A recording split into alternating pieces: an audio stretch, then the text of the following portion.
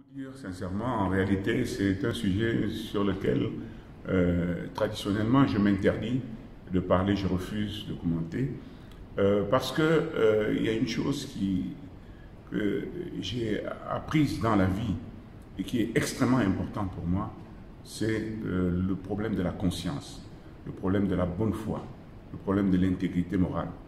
Et par rapport à cette décision, beaucoup de gens m'ont appelé pensant que je pouvais avoir des problèmes moraux par rapport à cela. Et je remercie le bon Dieu parce que, ayant fait mon travail de la manière la plus consciencieuse possible, lorsque cette décision est intervenue, je n'ai pas été affecté une seule seconde et jusqu'aujourd'hui. Maintenant, je peux, n'est-ce pas, dire que c'est une décision qui, à mon avis, en tant que juriste, est une décision assez difficile à comprendre. Difficile à comprendre parce que cette décision me semble comporter en elle-même, n'est-ce pas, ses propres poisons. Je vais vous donner quelques exemples. Voyez-vous, je me réjouis parce que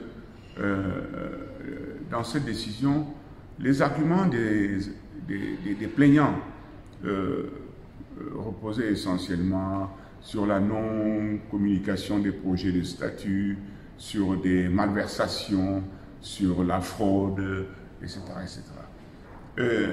J'ai constaté avec beaucoup de plaisir que relativement aux arguments des plaignants, tels que la fraude, les malversations et autres, le TAS ne leur a accordé sur aucun point, n'est-ce pas, n'a relevé aucune malversation, aucune compromission, aucune fraude. Ça, je m'en réjouis particulièrement. En même temps, je voudrais m'étonner lorsque l'argument essentiel du TAS était que le délai de convocation n'était pas respecté. Or, le délai de convocation relativement au statut qui était applicable, qui était le statut de 2012, sont de 8 jours. Or, les convocations aux élections de la FECAFOOT que j'ai eu l'honneur de conduire ont été envoyées à tous les délégués le 27 septembre pour une assemblée générale du 10 octobre. Soit en comptant, comme on dit dans notre jargon, tenant compte du dies Sacco et du dies Sacquem, c'est envoyé 11 jours avant les élections. Alors, ce que beaucoup de gens n'ont pas perçu, c'est que le TAS, dans sa décision, dit que la FECAFOOT a envoyé des pièces par voie électronique et que les pièces du numéro 8 à la pièce numéro 15 n'ont pas pu être ouvertes. Alors, objectivement et logiquement, le TAS aurait dû demander à la FECAFOOT, informer la FECAFOOT de ce qu'il y a un certain nombre de pièces envoyées par voie électronique qui n'ont pas pu être ouvertes et leur demander de renvoyer ces pièces par courrier express, DHL et autres.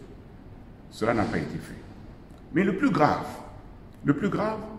c'est que cet argument essentiel qui repose sur le délai de convocation n'a pas été soulevé par les plaignants. Les plaignants ne sont jamais plaints de la violation des délais de convocation. Et pour cause, tout simplement parce que les convocations avaient été envoyées dans les délais. Alors, il y a tout lieu de penser que la preuve du respect des délais de convocation se trouve donc entre les pièces numéro 8 et numéro 15 qui n'ont pas pu être ouvertes et dont le TAS n'a pas pu s'en servir.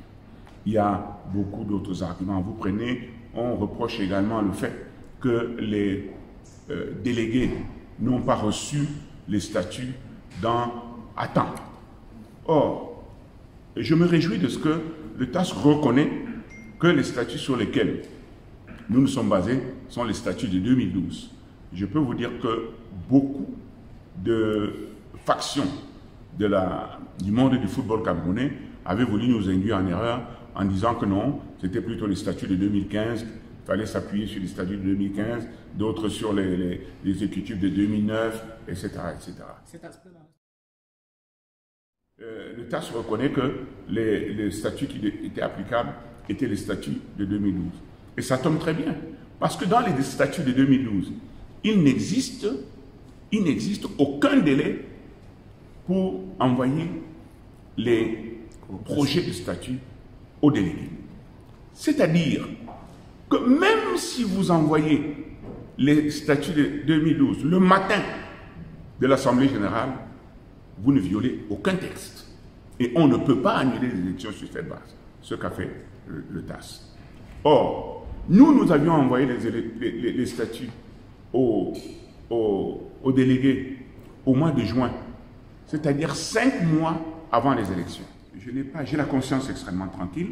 Je me réjouis d'une chose, vous savez, au Cameroun, la chose la plus fréquente, c'est de dire que tel a détourné de l'argent, tel a détourné de l'argent. Je vois tirer sur moi partout sur les réseaux sociaux. Mais depuis que je suis parti de la FECAFOOT en 2018, personne n'a dit que j'ai touché à 1 franc et jusqu'à aujourd'hui. Je me mets à la place du président Njoya. J'estime que c'est, à mon avis, une injustice à son égard. Je voudrais vous saisir l'occasion de votre question pour vous rappeler une chose. Les élections que j'ai eu l'honneur de conduire ont eu lieu en mondovision. Le monde entier voyait comment se passaient les élections. Du moment où le candidat prenait son bulletin et son enveloppe, se rendait dans l'isoloir et revenait le mettre dans l'urne transparente jusqu'au dépouillement, en mondovision. Pendant que nous étions dans la salle, je peux vous dire que des gens m'appelaient des États-Unis, de l'Allemagne, de l'Algérie, de l'Afrique du Sud, pour me féliciter pour avoir organisé pour la première fois dans l'histoire, des élections de la FECAFOOT en mondovision. Et je vais vous faire une confidence. Ces élections devaient avoir lieu à bulletins multiples, c'est-à-dire chaque candidat avec son bulletin. Et j'avais déjà fait fabriquer les bulletins pour les élections. La veille des élections, j'ai appris qu'il y avait des problèmes de clientélisme et que les gens qui sortiraient de l'isoloir avec les bulletins de concurrents recevraient de l'argent, 200 ou 300 000 francs d'après ce qu'on m'a dit. Eh bien, j'ai dû réquisitionner une imprimerie la nuit, la veille des élections, pour nous fabriquer des bulletins uniques. C'est-à-dire tous les candidats sont sur le même bulletin et vous n'avez qu'à cocher pour choisir le candidat que vous élisez. Ce qui fait que le matin, quand les candidats sont arrivés, ils étaient bien surpris par le type de bulletin. Ça, c'est la première chose.